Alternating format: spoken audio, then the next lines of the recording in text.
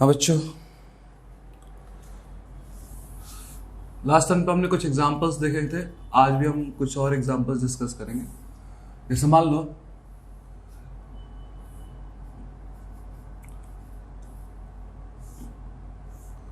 ये हमारे को 3 कैपेसिटर दे रखे हैं।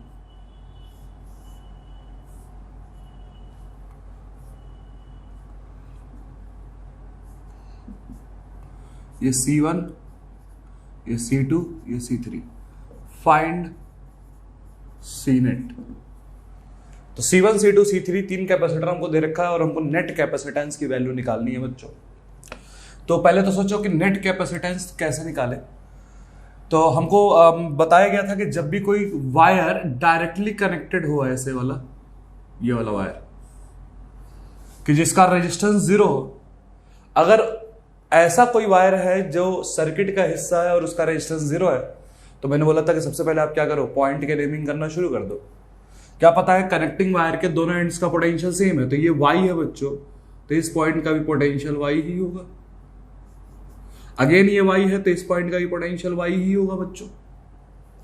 तो यहां से लेकर यहां तक कोई रेजिस्टेंस नहीं, यहां से लेकर यहां तक कोई रेजिस्टेंस नहीं, सिर्फ और सिर्फ कनेक्टिंग वायर है। और कनेक्टिंग वायर है तो फिर हमारे को दोनों पॉइंट्स का पोटेंशियल सेम होगा। ये Y पॉइंट है तो ये भी Y, ये भी Y।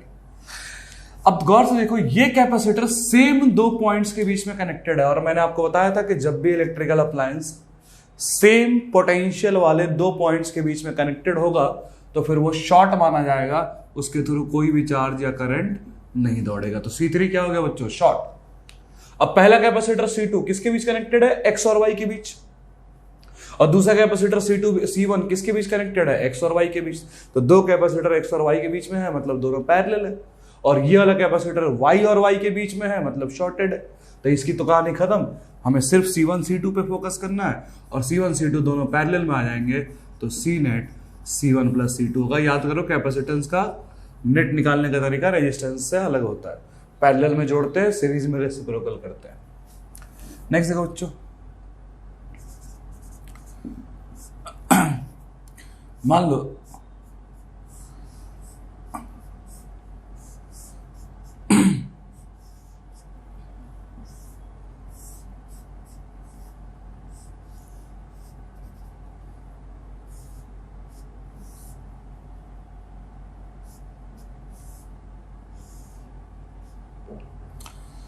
हमने माना है ये 6 माइक्रोफैरड का कैपेसिटर है। This is of 4 microfarad, this is of 6 microfarad, this is of 15 microfarad. ठीक है। और ये हमारे को एक बैटरी लगा हुआ है जिसका वोल्टेज 10 वोल्ट है। क्वेश्चन है, find electric field at a distance 30 centimetre from a charge, from a point charge whose magnitude is sum of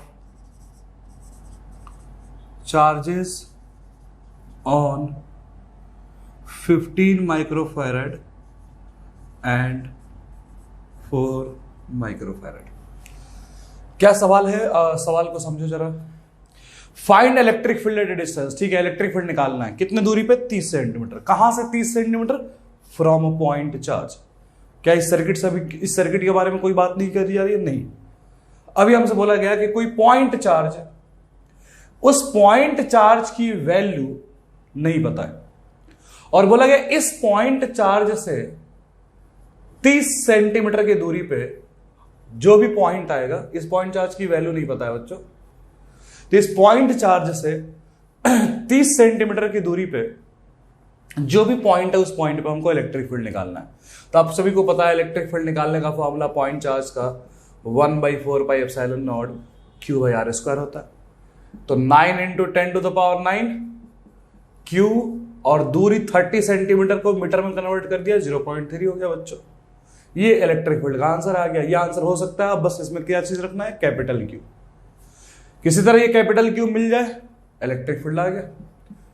लेकिन कैपिटल Q है नहीं।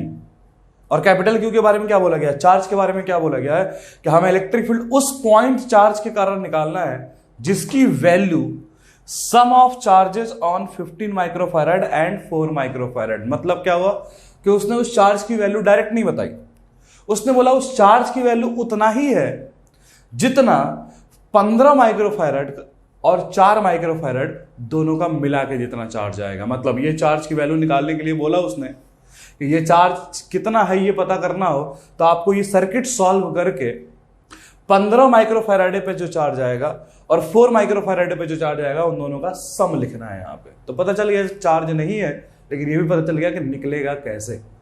तो चार्ज निकालने के लिए हमको इसका और इसका चार्ज पता होना पड़ेगा, और इसका चार्ज पता होने के लिए सर्किट सॉल्व करना होगा। कोई दिक्कत नहीं है बच्चों। अगर हमने बताया था आपको कि अगर सिर्फ एक ब्रांच में ओनली बैटरी है तो फिर आर नेट सी नेट मत निकालो, हर ब्रांच को इंडिपेंडेंटली सॉल्व कर दो। तो आप देख पा रहे हो कि इस ब्रांच में सिर्फ बैटरी है, तो हम कहेंगे यहां से लेकर यहां तक वोल्टेज 10 वोल्ट है। अगर यहां कुछ और होता तो फिर ये टोटल वोल्टेज 10 नहीं होता, सिर्फ बैटरी है तो इसलिए टोटल वोल्टेज 10 है।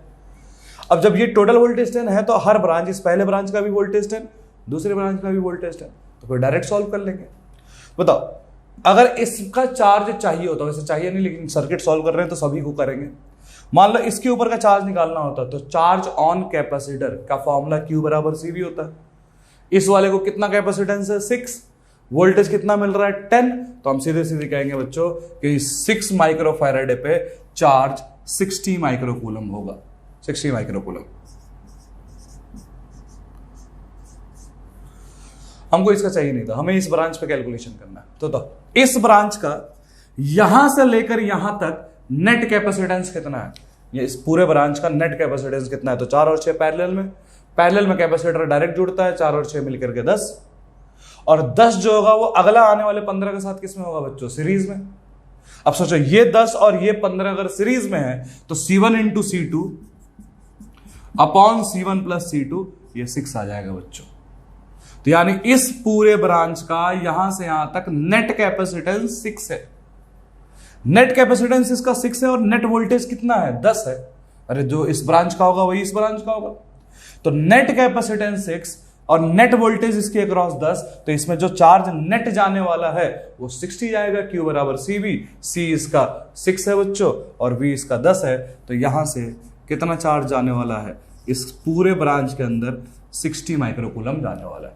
तो 15 माइक्रोफैराडे का चार्ज तो 16 माइक्रोकूलम हो गया, ठीक।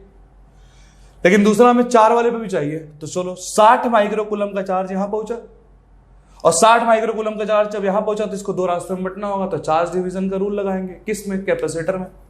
चार्ज डिवीजन के रूल के लिए नीचे क्या लिखते थे बच्चों, C1 + C2 दोनों ब्रांचेस का कैपेसिटेंस का सम 4 + 6। चार्ज डिवीजन कर रहे हैं, चार्ज किसका चाहिए, 4 का, तो हम कैपेसिटेंस 6 का नहीं 4 का ही लिखेंगे। कैपेसिटर में सीधे सीधी लेते थे, रेजिस्टेंस में उल्टा लेते थे। तो अगर चार्ज 4 का चाहिए तो ऊपर 4 ही रहेगा, इनटू आने वाला चार्ज टोटल कितना है बच्चों, 60। तो 4/10 × 60 ये आ जाएगा 24। तो हमको समझ में आ जाएगा कि यहां जो चार्ज जाएगा 24 माइक्रोकूलम, और यहां भी पूछा तो नहीं गया है लेकिन हम निकाल सकते हैं कि टोटल 60 था, इधर 24 गया तो इधर 36 माइक्रोकूलम जाएगा। तो क्लियर सी बात है। अब हमको क्या बोला गया था कि जो पॉइंट चार्ज है उस पॉइंट चार्ज की वैल्यू इस वाले कैपेसिटर का चार्ज और इस वाले कैपेसिटर का चार्ज के सम के बराबर है। तो बताओ इस वाले कैपेसिटर का चार्ज कितना है, 60, और दूसरे वाले का कितना है, 24, मिल करके 84 माइक्रोकूलम आएगा। क्लियर है, उठा के पटक दो। E will be equal to 9 × 10⁻⁹, charge की जगह पे 84, माइक्रो में है तो 10⁻⁻6 × 0.3 का स्क्वायर, और इलेक्ट्रिक फील्ड का यूनिट या तो वोल्ट पर मीटर या तो न्यूटन पर कूलम, जो भी आप देना चाहो दे सकते हो। समझ गए बच्चों। तो ये कैपेसिटर का एक बेसिस था। नेक्स्ट देखो,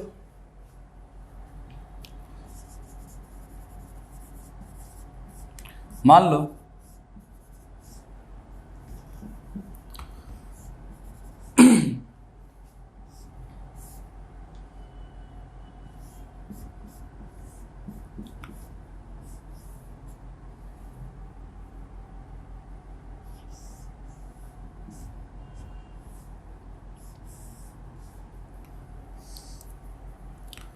सिक्स माइक्रोफैरेड, सॉरी,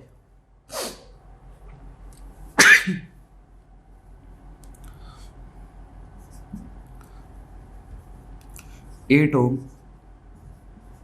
2 ओम,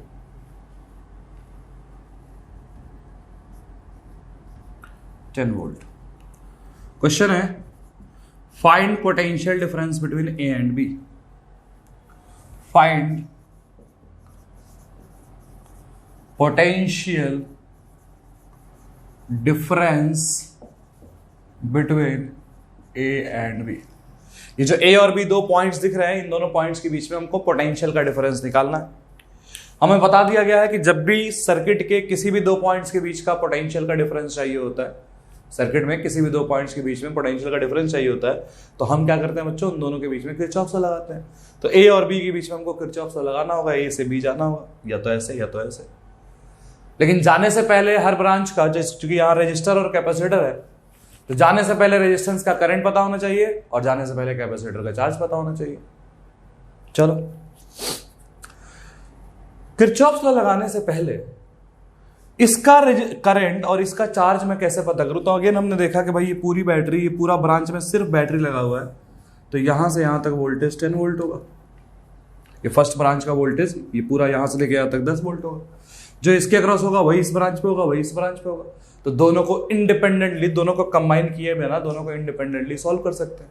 सोचो, इस ब्रांच में क्या है, कैपेसिटर कितने हैं, 2, यहां से लेकर यहां तक 2 कैपेसिटर है, दोनों सीरीज में है। तो 6 और 3 सीरीज में है, तो 2 आएंगे बच्चों, 6 × 3/6 + 3। तो इस ब्रांच का देखना, यहां से लेकर यहां तक इस ब्रांच का 2 है और नेट वोल्टेज 10 है, तो इसका कैपेसिटेंस 2, वोल्टेज 10, कैपेसिटेंस 2 और वोल्टेज 10, तो Q बराबर क्या होता है, C × V, कैपेसिटेंस 2, वोल्टेज 10, तो 2 × 10 = 20, तो यहां से 20 माइक्रोकूलम का चार्ज जाएगा बच्चों।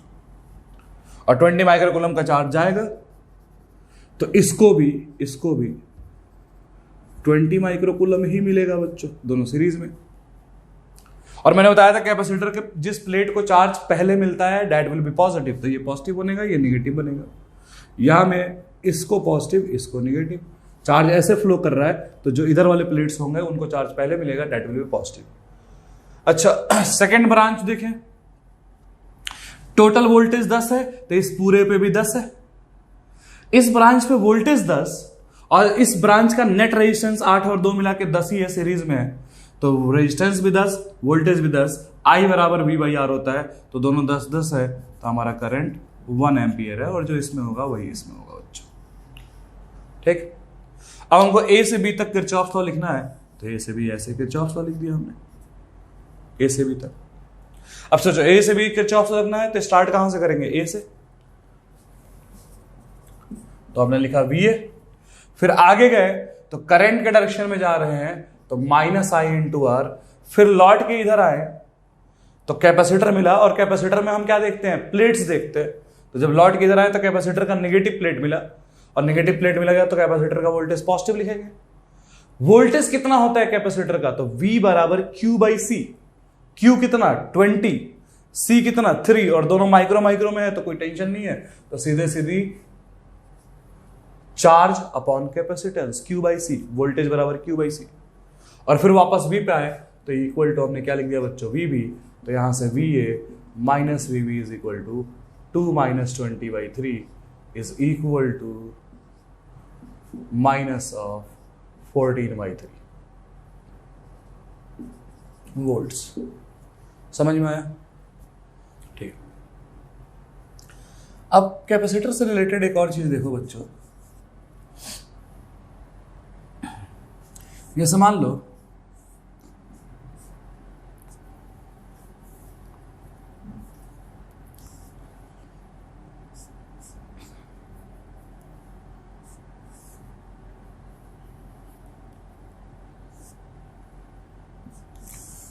सिंपल देखो, मान लो ये एक सर्किट है, let's assume this is a circuit, और भी लगा सकते हो आप। यहां मान लो ये C1 है, ये C2 है, ये C3 है, ये C4 है, ये C5 है। क्या बताना चाहता हूं, देखो बच्चों, C1 का ये वाला प्लेट C2 के इस वाले प्लेट्स के साथ जुड़ा है और C5 के इस वाले प्लेट के साथ जुड़ा है। तो मैं ये सिर्फ 3 प्लेट्स की बात करूं, अगर मैं सिर्फ 3 प्लेट्स की बात करूं कि C1 का ये वाला प्लेट, C2 का ये वाला प्लेट और C5 का ये वाला प्लेट, इन तीनों के कॉम्बिनेशन की अगर मैं बात करूं, लेट्स से ये बैटरी हटाओ, थोड़ा कुछ और चीजें मैं तुमको समझाने की कोशिश करता हूं। लेट्स से इस प्लेट पे पॉजिटिव चार्ज है, इस पे नेगेटिव है, लेट्स से इधर नेगेटिव है, इधर पॉजिटिव है, और लेट्स से इधर नेगेटिव है, इधर पॉजिटिव है, और हमने माना इधर माइनस, इधर प्लस। ठीक, अगर हमने जिसका गोला लगाया है उन प्लेट्स की खास बात क्या है। अगर मान लेते हैं इस पे चार्ज Q1 है, इस पे चार्ज Q2 है और इस पे चार्ज Q5 है, तो क्या समझाना चाहता हूं कि कैपेसिटर का ये प्लेट और ये प्लेट, ये आपस में ही तीनों में कनेक्टेड है, ये तीनों आपस में कनेक्टेड है। तो अगर ये तीनों आपस में कनेक्टेड है, किसी और के साथ इनका कनेक्शन नहीं है, ये 3 प्लेट का फर्स्ट प्लेट, सेकंड प्लेट और थर्ड प्लेट, इन 3 प्लेट का सिर्फ आपस में ही कनेक्शन है, ये तीनों किसी और के साथ कनेक्टेड नहीं।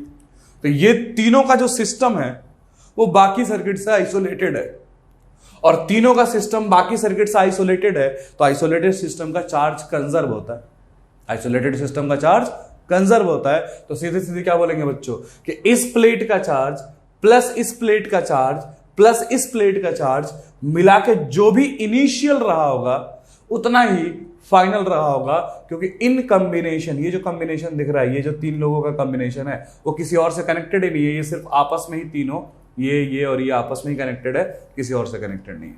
तो सीधे सीधे क्या बोलेंगे साहब कि इस वाले प्लेट पे कितना चार्ज होगा। तो मैंने बताया था कैपेसिटर पे अगर मैं कहूं कि 10 माइक्रोकूलम का चार्ज है, तो इसका मतलब उसके पॉजिटिव पे 10 है और नेगेटिव पे -10 है।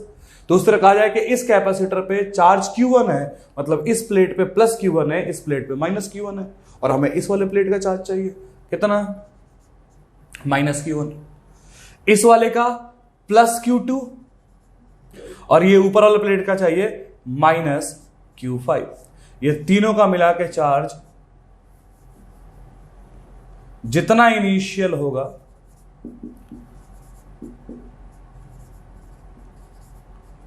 ये तीनों का मिला के चार्ज उतना ही फाइनल होगा बच्चों, कि इन तीनों का इनिशियल वैल्यू, इन तीनों का फाइनल वैल्यू सेम होगा, because this part is isolated from rest. ये बाकी लोगों से कनेक्ट नहीं हो रही है, तीनों आपस में कनेक्ट हो रहे हैं, तो तीनों का मिला के इनिशियल चार्ज, तीनों का मिला के फाइनल चार्ज इक्वल होंगे बच्चों।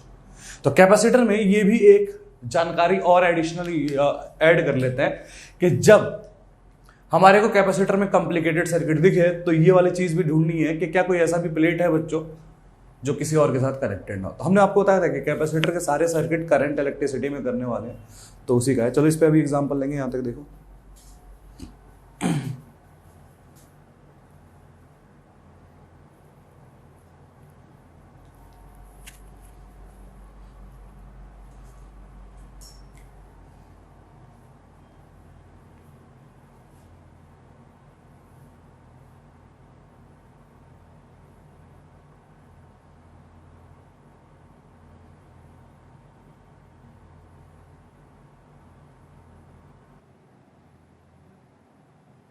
हाँ चलो नेक्स्ट देखो,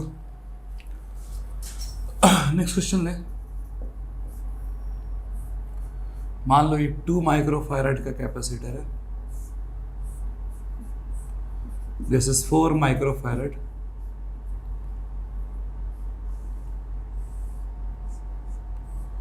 दिस इज 3 माइक्रोफैराड,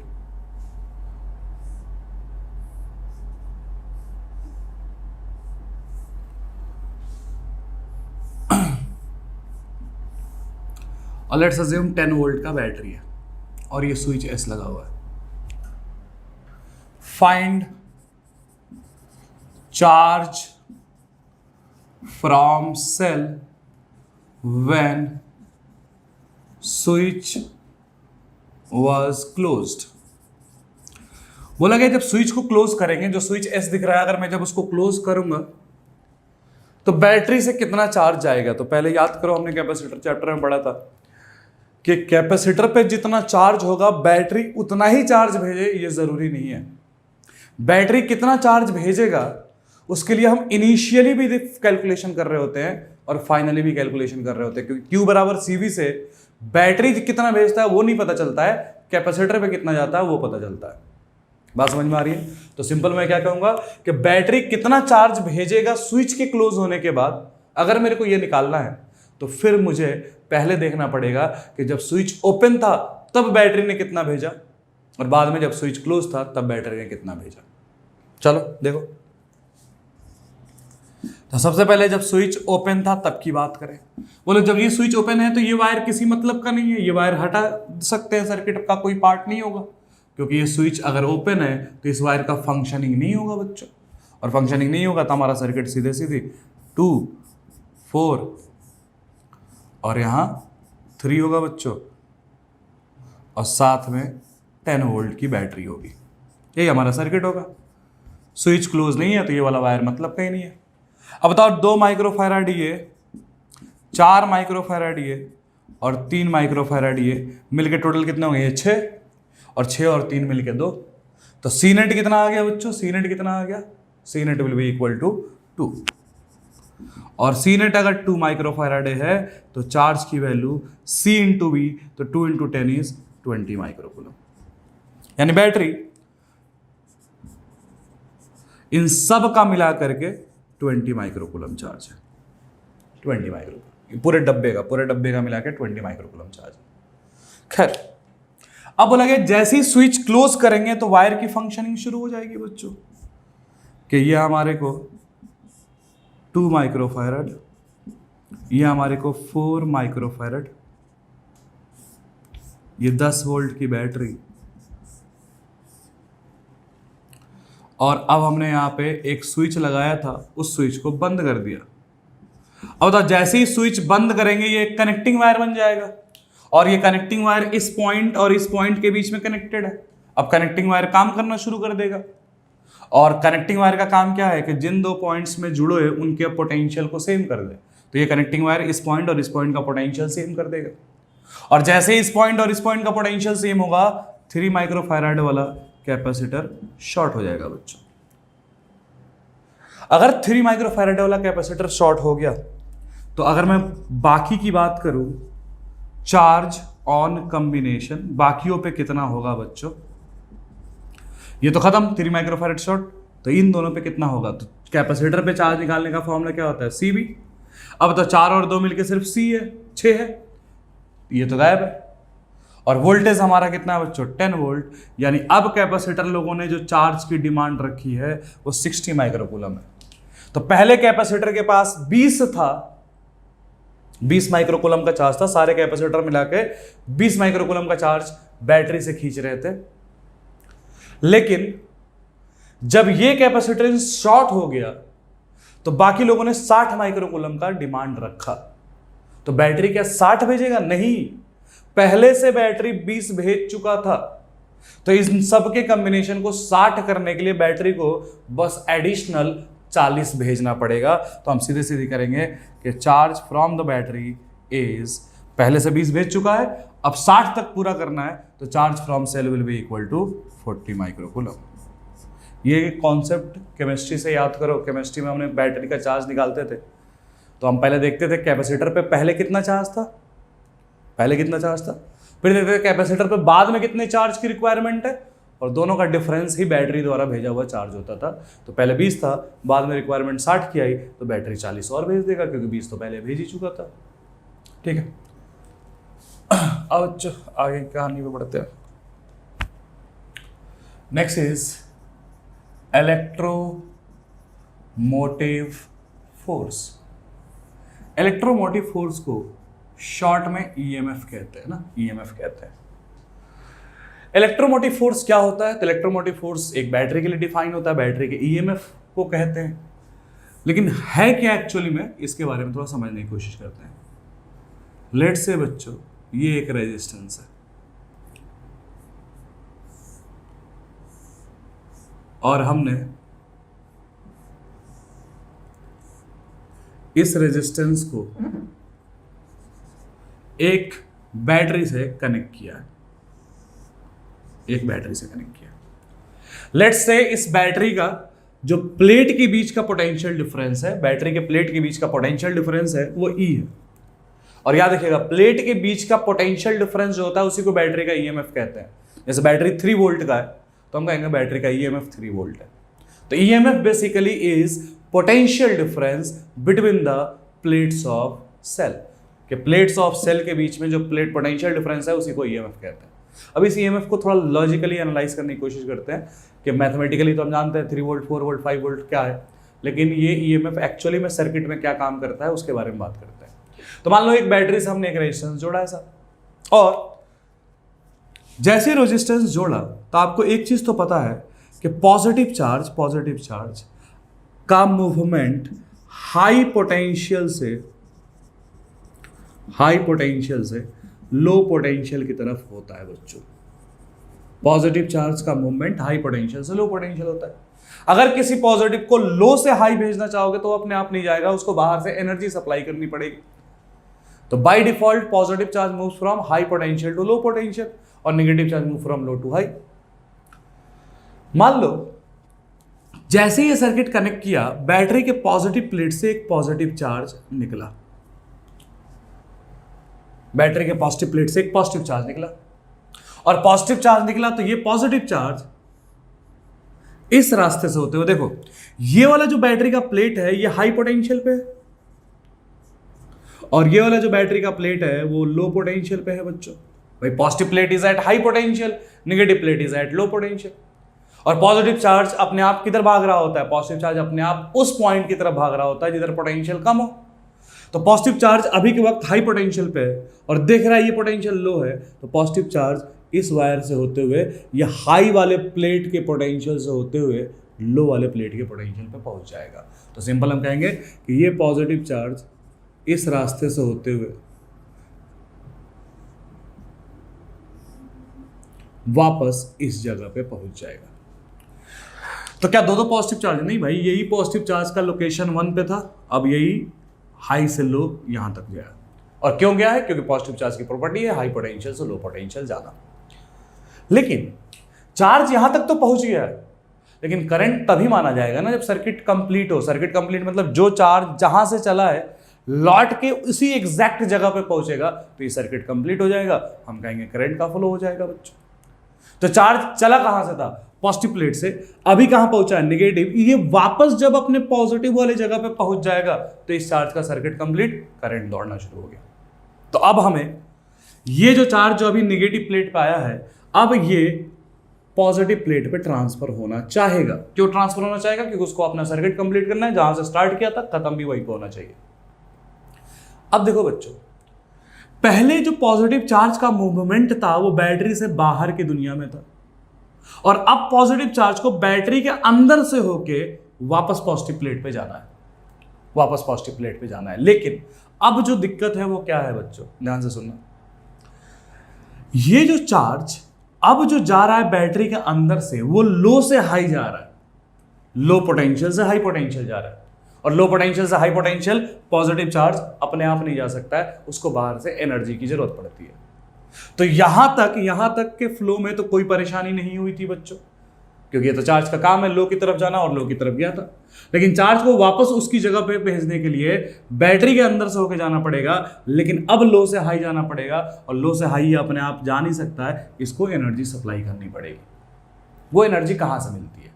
तो बोला गया बैटरी जो है, बैटरी वो क्या करता है, चार्ज को उठा के अपने नेगेटिव प्लेट से जब पॉजिटिव प्लेट पे फेंकता है तो बैटरी ही उस चार्ज पे वर्क करता है। बैटरी इस चार्ज पे क्या करता है? वर्क। यानी इस चार्ज को यहां से यहां पहुंचाने का जो काम है वो बैटरी ही करता है। और बैटरी इस पॉजिटिव चार्ज पे वर्क करके इस पॉजिटिव चार्ज को वापस पॉजिटिव प्लेट पे पहुंचाता है। क्लियर बच्चों? अब ध्यान से सुनना, जब बैटरी इस पॉजिटिव चार्ज पे वर्क करेगा, बैटरी इस पॉजिटिव चार्ज पे वर्क करेगा, तो बैटरी खुद की एनर्जी कम होगी, भाई वो वर्क कर रहा है, अपनी एनर्जी को खर्च कर रहा है, तो बैटरी की खुद की एनर्जी कम हो जाएगी। और ये वर्क वो पॉजिटिव चार्ज पे कर रहा है, तो पॉजिटिव चार्ज की एनर्जी बढ़ जाएगी बच्चों। तो जब ये पॉजिटिव चार्ज पॉजिटिव प्लेट पे पहुंचेगा, जब ये पॉजिटिव चार्ज पॉजिटिव प्लेट पे पहुंचेगा, तो इसके ऊपर एनर्जी भी आ चुकी होगी बच्चों। ये एनर्जी कहां से आई? तो जब बैटरी इसका ट्रांसफर कर रहा था, अपने अंदर से पास करा के निगेटिव से पॉजिटिव जब भेज रहा था, तो बैटरी ने ही इस पॉजिटिव चार्ज पे क्या किया? वर्क किया। और बैटरी ने जितना वर्क पॉजिटिव चार्ज पे किया, वो वर्क उस पॉजिटिव चार्ज पे एनर्जी बन के स्टोर हो गया। और हम सीधी सीधी आसान भाषा में बोले तो बैटरी अपनी केमिकल एनर्जी का कुछ हिस्सा चार्ज को दे दिया, जिसके कारण बैटरी खुद डिस्चार्ज हो गया और चार्ज के पास एनर्जी आ गई। इसी चीज को टेक्निकल लैंग्वेज में क्या बोलेंगे कि बैटरी ने चार्ज पे वर्क किया, जिसके कारण बैटरी की एनर्जी कम हो गई, चार्ज की एनर्जी बढ़ गई। लेकिन एग्जैक्टली हो क्या रहा है कि बैटरी अपनी एनर्जी का कुछ हिस्सा चार्ज को दे रहा है, ताकि चार्ज लो से हाई चला जाए, और चार्ज यहाँ आएगा तो उसके पास एनर्जी भी होगी बच्चों। अब सोचो, बाकी का साइकिल फिर से रिपीट होगा। ये चार्ज अब चलेगा, अब तो इसको चलने के लिए कोई बाहर की मदद की जरूरत नहीं है, क्योंकि लो की तरफ जा रहा है। ध्यान से सुनना, ये डॉट क्या मतलब? हमने चार्ज के ऊपर कुछ एनर्जी दे दी है, बैटरी ने जो वर्क किया। अब सोचो, जैसे ही ये चार्ज यहाँ से आगे बढ़ करके इस रेजिस्टेंस से पास होगा, तो चार्ज के पास जो भी एनर्जी है, वो कुछ एनर्जी इस रेजिस्टेंस को दे देगा। अगर अकेला ये रेजिस्टेंस लगा हुआ है, तो चार्ज अपना सारा एनर्जी इस रेजिस्टेंस को दे देगा। और चार्ज जब अपनी एनर्जी रेजिस्टेंस को दे देगा, तो वो रेजिस्टेंस इस एनर्जी को पाके जलना शुरू हो जाएगा। अगर वो बल्ब हुआ, अगर वो रेजिस्टेंस फैन हुआ, तो उस एनर्जी को पाके घूमना शुरू कर देगा। तो बल्ब हो या फैन हो, वो जलते या चलते वोल्टेज करंट के कारण नहीं है, एनर्जी के कारण है। वोल्टेज करंट उस एनर्जी को वहां तक पहुंचाने का बस एक मेथड है। तो बल्ब भी जलता है करंट के कारण या हमारे वोल्टेज के कारण नहीं, बल्ब भी जलता है एनर्जी के कारण। उस एनर्जी को बल्ब तक पहुंचाने का काम वोल्टेज और करंट कर रहे होते हैं।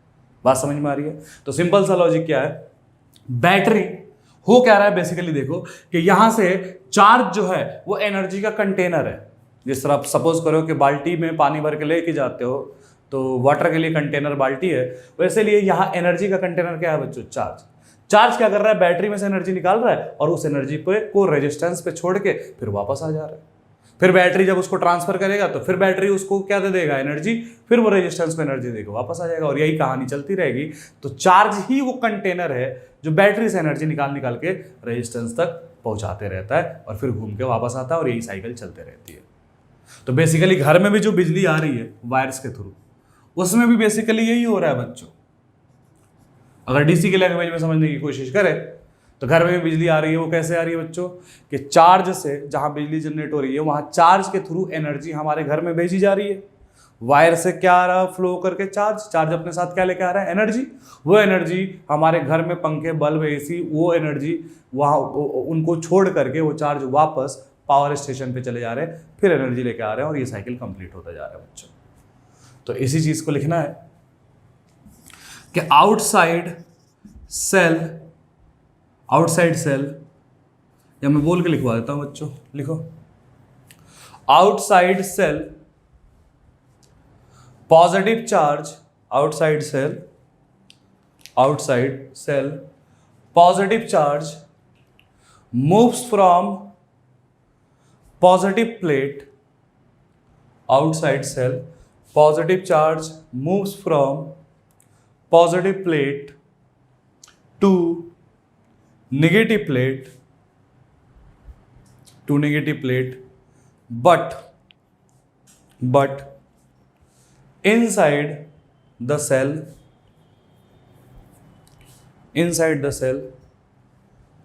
positive charge moves from inside the cell, positive charge moves from negative plate to positive plate, positive charge moves from negative plate to positive plate, positive charge moves from negative plate to positive plate. Full stop. Work has to be done work has to be done by the cell, work has to be done by the cell on the charge to transfer, work has to be done by the cell on the charge to transfer it from low potential negative plate to transfer it from low potential negative plate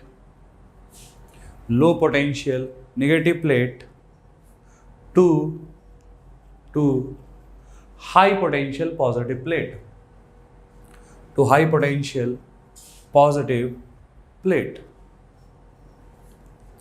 This work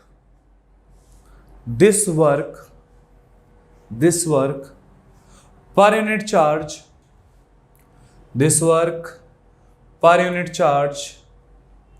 is known as EMF. This work per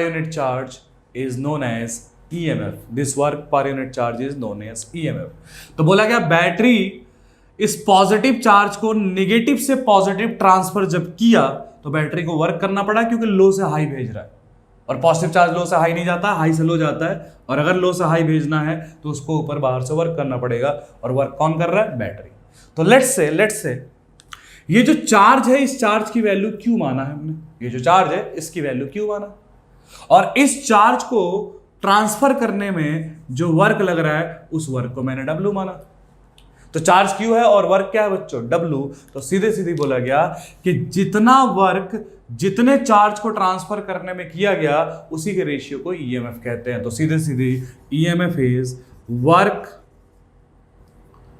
bye cell upon charge transferred.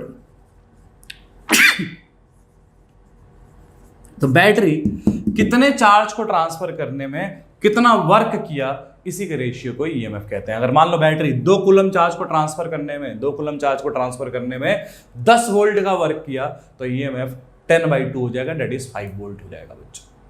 तो कैसे पता चला कि लोगों को EMF volt में ही होगा? EMF potential difference का ही नाम है, क्योंकि आपको पता है work is equal to Q times of VB minus V है। इलेक्ट्रोस्टैट से पढ़ा है, तो क्यू को उठा के इधर भेजे, तो work upon charge basically potential difference ही तो होता है, और ईएमएफ भी वर्क बाय चार्ज आया है तो ये भी बेसिकली पोटेंशियल का डिफरेंस ही होगा, बस उसको सुंदर लैंग्वेज में ईएमएफ बोला गया है। क्या बच्चों? Potential difference. किसके बीच? बिटवीन प्लेट्स ऑफ सेल, कि बैटरी के प्लेट्स के बीच में जो भी पोटेंशियल डिफरेंस होता है उसी पोटेंशियल डिफरेंस को ईएमएफ कहते हैं। अब आगे देखो साहब, जहां तक बोल के लिखवाया था उसके बाद से ये लिखना, उसके बाद से आगे वाला लिख रहा है, द वर्क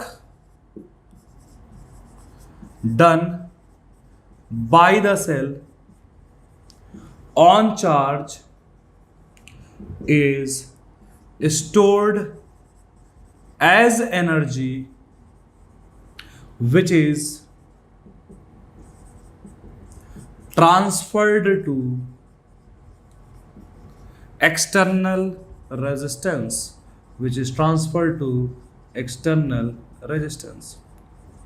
क्या बोला गया कि बैटरी जितना चार्ज पे वर्क करेगा वो वर्क चार्ज के अंदर एनर्जी बन के स्टोर हो जाता है, और फिर वो एनर्जी बाहर के रेजिस्टेंस पे छोड़ के आ जाया जाता है, एनर्जी पहुंचा दिया जाता है बाहर के रेजिस्टेंस को, और बाहर का रेजिस्टेंस जैसा वो होगा वैसा एनर्जी लेके वो परफॉर्म करना शुरू कर देगा बच्चों। ठीक है, तो सिंपल चार्ज का काम है बैटरी से एनर्जी निकाल के रेजिस्टेंस पे पहुंचाना, फिर खाली हाथ वो के वापस आना, फिर बैटरी उस पे एनर्जी भर के भेजेगा, and so on. Simple.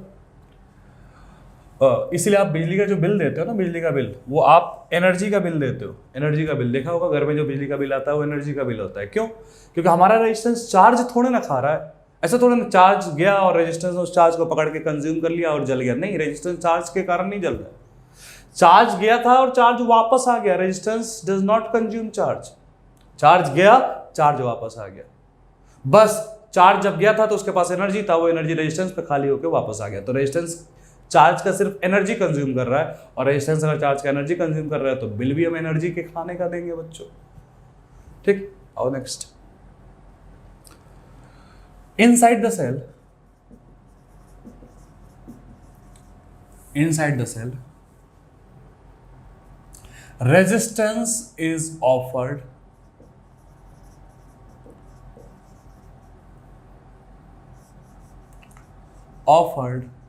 by electrolyte of cell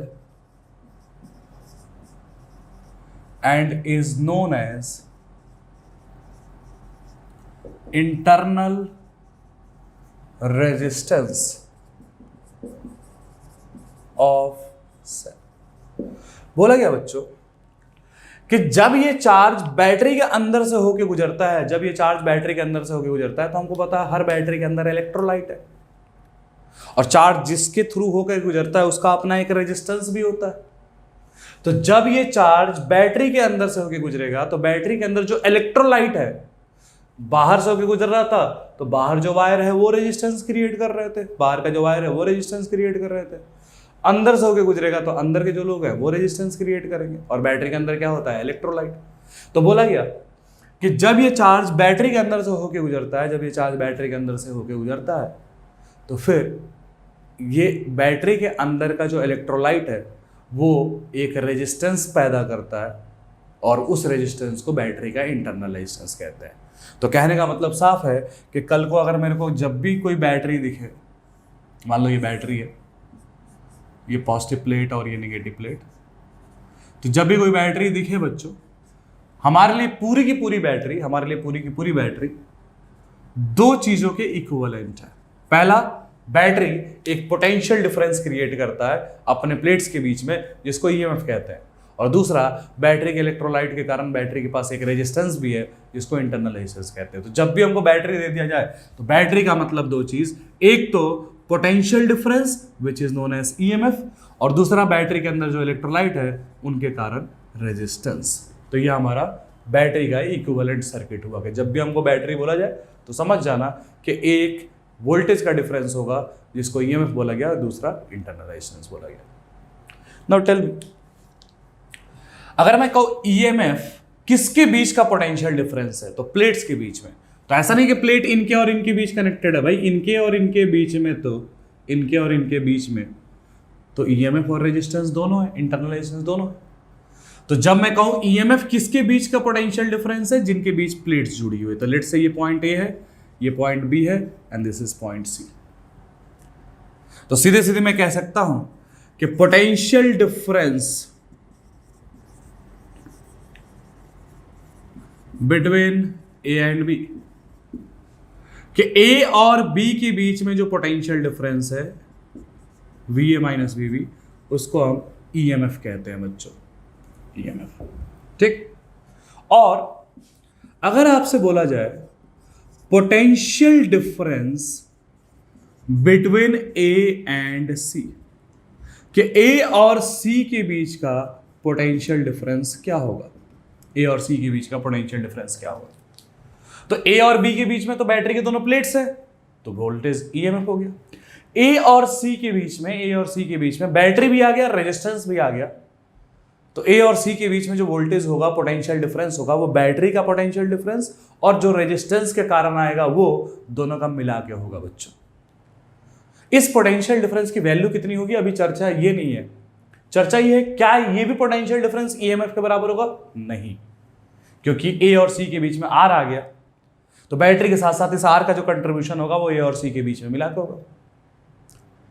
तो ये तो पता चल गया अलग आएगा, लेकिन उस अलग का ना एक नाम दिया गया, बोला गया कि इस वाले की पोटेंशियल को हम टर्मिनल पोटेंशियल के नाम से जानते हैं बच्चों, टर्मिनल पोटेंशियल।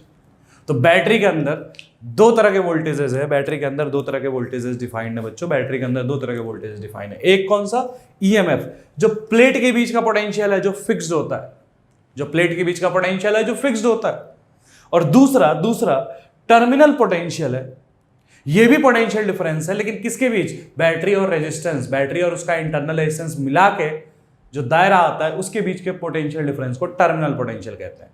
ये terminal potential according to circuit change होता रहता है। किसी बैटरी का टर्मिनल पोटेंशियल फिक्स नहीं है। क्यों नहीं है fix?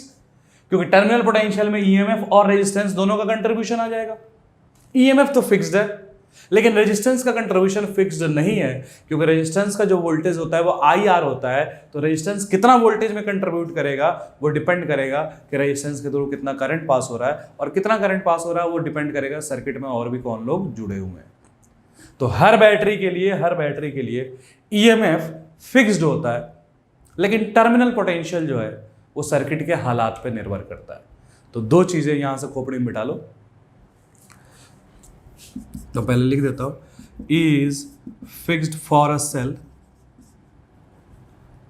Fixed for a cell का मतलब क्या हुआ कि हाँ, नॉर्मल हालातों में बैटरी का ईएमएफ नहीं बदलेगा। आप कोई कहे एकदम टेम्परेचर बढ़ा दिया और भी बहुत सारे फैक्टर्स बदल गए तो बदलेगा, लेकिन नॉर्मल कंडीशन में बैटरी का ईएमएफ सेम रहता है।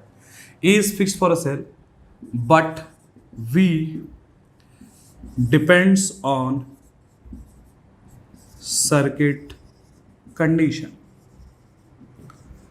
तो किसी भी बैटरी के लिए ईएमएफ तो फिक्स होता है, लेकिन टर्मिनल पोटेंशियल कितना आएगा वो डिपेंड करेगा सर्किट के कंडीशन पे। और सर्किट का कंडीशन बोले तो करंट पे, कि बैटरी कितना करंट भेजा है, ताकि इस रेजिस्टेंस का कंट्रीब्यूशन पता चले। इस दो लाइन को ना खोपड़ी मिटा लो कि जब बैटरी दिखे तो उसके अंदर आपको दो पोटेंशियल डिफरेंस क्लियरिटी होनी चाहिए। सिर्फ प्लेट्स के पॉइंट्स के बीच का निकालना हो तो ईएमएफ, और प्लेट्स और रेजिस्टेंस मिला के जो है, कौन सा रेजिस्टेंस? बैटरी का खुद का ही रेजिस्टेंस मिला के जो वोल्टेज आए दैट इज टर्मिनल पोटेंशियल।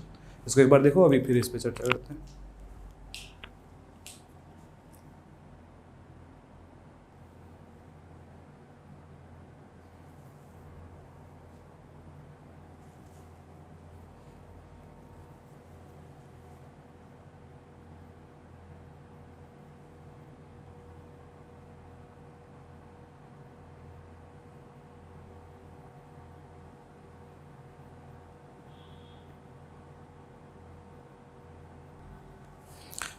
अच्छा देखो नेक्स्ट,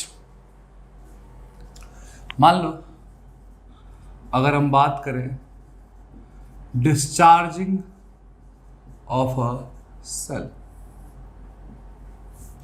तो आपने कहा मान लो ये बैटरी है बच्चों, और ये बैटरी का इंटरनल रेजिस्टेंस है। बैटरी का प्लेट्स के बीच का वोल्टेज E और internal resistance R। Let's say बच्चों कि ये पॉइंट A है और ये पॉइंट B है, तो हमको सीधे सीधे पता है कि VA माइनस VB जो होगा वो V के बराबर होगा, और V बोले तो टर्मिनल पोटेंशियल के बराबर होगा। समझ में आ गया होगा बच्चों कि VA माइनस VB जो होगा वो V के बराबर होगा। V बोले तो टर्मिनल पोटेंशियल, क्यों? क्योंकि A और B के बीच में बैटरी और उसका इंटरनल रेजिस्टेंस दोनों आ रहा है। मुद्दा ये है कि भाई टर्मिनल पोटेंशियल कैसे निकालें? तो भाई टर्मिनल पोटेंशियल निकालने के लिए आपको पोटेंशियल डिफरेंस ही तो निकालना होगा A और B के बीच में। लेकिन बैटरी क्या कर रहा है? डिस्चार्ज। मैंने बताया था डिस्चार्ज करने का मतलब बैटरी पॉजिटिव से करंट भेजेगा और निगेटिव से उतना ही करंट रिसीव करेगा। इसी का मतलब डिस्चार्ज होना होता है बच्चों। तो बैटरी जब डिस्चार्ज होता है तो पॉजिटिव से करंट भेजता है। टर्मिनल पोटेंशियल निकालने का मतलब इन दोनों के बीच का पोटेंशियल डिफरेंस, और हमको पता है कि किसी भी दो पॉइंट्स के बीच का पोटेंशियल डिफरेंस निकालना हो तो उनके बीच किरचॉफ लॉ लगाओ। तो A से लेके B तक हमको किरचॉफ लॉ लगाना है। तो स्टार्ट कहाँ से करेंगे? A से। तो हम क्या लिखेंगे बच्चों? VA। फिर आगे गए, बैटरी का पॉजिटिव मिला तो हम यहाँ क्या लिखेंगे? Minus E। फिर आगे गए तो प्लस IR, और आगे गए तो last point equal to V। तो VA minus VB is equal to E minus IR। VA minus VB terminal potential है, तो V is equal to E minus IR। तो सीधे सीधी टर्मिनल पोटेंशियल निकालने का फॉर्मूला मिल गया कि अगर बैटरी का ईएमएफ पता हो तो we can find terminal potential. गौर से देखो, टर्मिनल पोटेंशियल जो आया वो ईएमएफ से कुछ कम आया है, ईएमएफ में से कुछ घटाया तब टर्मिनल पोटेंशियल आया। तो हम कह सकते हैं कि ड्यूरिंग डिस्चार्जिंग, कि जब बैटरी डिस्चार्ज होता है तो उसका टर्मिनल पोटेंशियल जो भी है वो ईएमएफ से कम होता है। Terminal potential is less than EMF. अच्छा साहब, एट आई बराबर 0,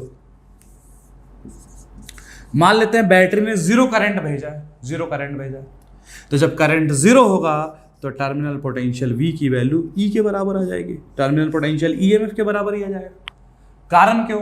जब करंट 0 हो जाएगा तो फिर रेजिस्टेंस का कंट्रीब्यूशन खत्म, और रेजिस्टेंस का कंट्रीब्यूशन खत्म तो A और B के बीच का वोल्टेज खाली बैटरी का वोल्टेज जो कि EMF होगा। बच्चों बात समझ में आ रही है? तो वही हुआ। तो क्या टर्मिनल पोटेंशियल EMF के बराबर हो सकता है? हो सकता है तब जब रेजिस्टेंस का कंट्रीब्यूशन छीन लिया जाए, और रेजिस्टेंस का कंट्रीब्यूशन छीनने का मतलब रेजिस्टेंस का करंट 0। इसीलिए कभी कभी लोग जो EMF है इसको नो लोड टर्मिनल पोटेंशियल के नाम से भी जानते हैं। EMF को नो लोड टर्मिनल पोटेंशियल के नाम से भी जानते हैं। क्या मतलब हुआ इसका? कि EMF भी टर्मिनल पोटेंशियल है उस वक्त जब सर्किट में कोई लोड ना हो। नो लोड का मतलब जीरो करंट, लोड ही नहीं है तो करंट जाएगा नहीं, तो जब भी नो लोड बोलूं तो करंट 0। तो क्या पता चला? EMF एक टर्मिनल पोटेंशियल ही है, लेकिन हमेशा नहीं, तब जब करंट की वैल्यू 0 है। तो इसलिए EMF का नाम रखा गया नो लोड टर्मिनल पोटेंशियल, कि EMF is terminal potential at the condition of no load. EMF is terminal potential at the condition of no load. तो जब भी कहा जाए नो लोड टर्मिनल पोटेंशियल, जब कहा जाए टर्मिनल पोटेंशियल 6 है, टर्मिनल पोटेंशियल 6 है यानी V की वैल्यू 6 है, और जब कहा जाए नो लोड टर्मिनल पोटेंशियल 6 है, इसका मतलब EMF की वैल्यू 6 है बच्चों, क्योंकि no load terminal potential EMF को बोला गया। अच्छा बच्चों, मान लो अगर ग्राफ ड्रॉ करना हो V और I के बीच में, टर्मिनल पोटेंशियल और करंट फ्रॉम सेल, इन दोनों के बीच का ग्राफ बनाना हो V और I के बीच, तो ये हमारा इक्वेशन है V बराबर E minus I are. Graph बनाए बच्चों, थोड़ा अरेंज अगर मैं कर दूं, तो V is equal to minus of R I plus of E है। देख लो, अरे ये पहले लिख दिया, ये बाद में लिख दिया। तो V हमने किधर लिया है बच्चों? Y एक्सिस पे। I हमने कहाँ लिया है बच्चों? X एक्सिस पे। तो V is on Y axis, I is on X axis, तो एक लीनियर इक्वेशन बन गया, Y is equal to mx plus c type. तो क्या समझ गए? V और I के बीच का ग्राफ स्ट्रेट लाइन होगा, जिसका स्लोप जो होगा, स्लोप वो माइनस आर के बराबर होगा, जिसका स्लोप माइनस आर के बराबर होगा, और Y इंटरसेप्ट जो होगा वो E के बराबर होगा। यानी ग्राफ Y एक्सिस को E पे कट करेगा, तो ग्राफ ने Y एक्सिस को E पे कट किया, और इस ग्राफ का जो स्लोप माइनस आर होने वाला है, यानी ग्राफ आगे नहीं पीछे की तरफ झुकने वाला, मतलब ये। अच्छा, अगर मान लो Y एक्सिस का तो पता चल गया कि E पे काटेगा, X एक्सिस को कहां काटेगा? तो X एक्सिस को काटने का मतलब Y कोऑर्डिनेट 0, इस पॉइंट के लिए Y कोऑर्डिनेट 0 होगा, Y कोऑर्डिनेट 0 मतलब V 0 होगा, और V 0 होगा तो R I बराबर E हो जाएगा, और I बराबर E बाई R हो जाएगा। तो सीधे सीधे हम कहेंगे इस पॉइंट के कोऑर्डिनेट E बाई R होगा। अरे इस इक्वेशन में V 0 रख देना, तो V 0 रख के I जो निकालोगे वही इस पॉइंट का कोऑर्डिनेट हो जाएगा, वही किया हमने। और क्या पता चला कि इस ग्राफ का जो स्लोप होने वाला है that is equal to minus R. ठीक है, फिर बोला गया कि पावर डिलीवर्ड बाय सेल, कि जब बैटरी डिस्चार्ज हो रहा था तो हम बैटरी को पावर नहीं दे रहे थे, बैटरी पावर भेज रहा था बाकी सर्किट में। तो बैटरी सर्किट में कितना पावर भेज रहा था? तो power is equal to voltage into current. Battery का वोल्टेज E है, बैटरी का करंट I है, तो सीधे सीधे हम कह सकते हैं कि battery voltage into current that is E into I के बराबर पावर बाकी सर्किट में सप्लाई कर रहा था। तो ये तो खैर कहानी हो गई charging of the cell. Now let's say discharging of cell.